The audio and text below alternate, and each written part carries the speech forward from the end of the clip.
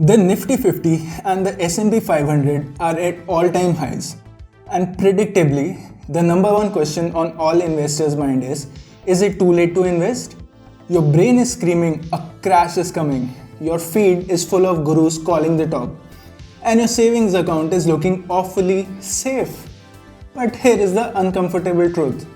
Your fear of investing at the top is almost certainly going to cost you more money than any crash ever will. In the next few minutes, we are not going to predict the future. We are going to build a logical framework that makes all-time highs completely irrelevant to your long-term wealth. The problem isn't the market's level, it's a psychology. We are hardwired with loss aversion.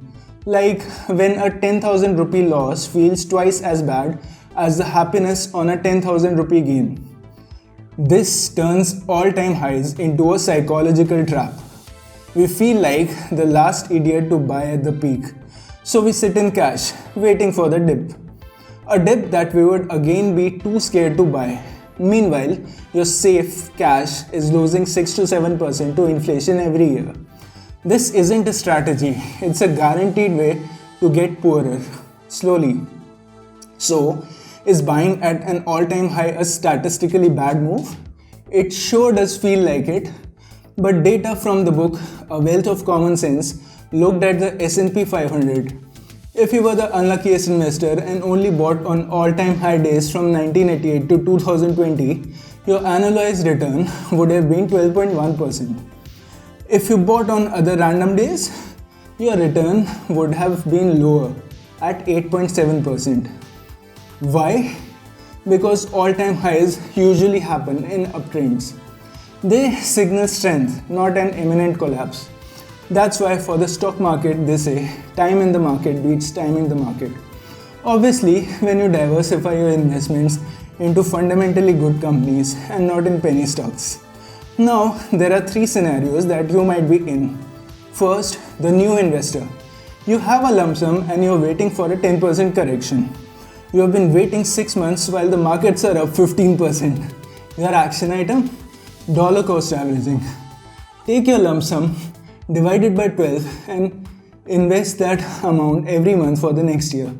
This removes the world's worst asset manager, which is your emotions, from the equation. Second scenario would be if you are an SIP investor. You're already investing monthly and are tempted to pause your SIP to wait for the crash. Your action item? Do absolutely nothing.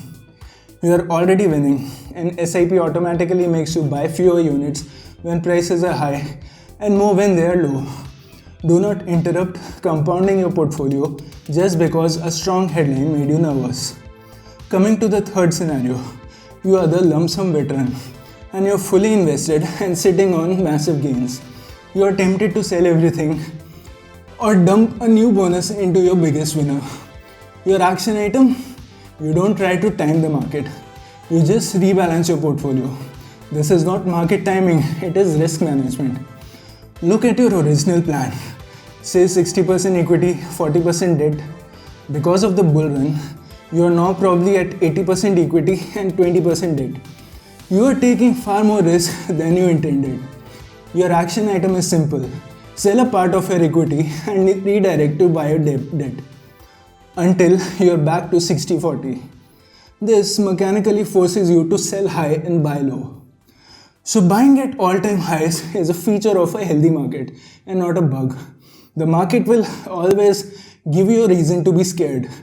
Your job isn't to predict the market, it's to have a system that makes prediction unnecessary. Take care and see you tomorrow.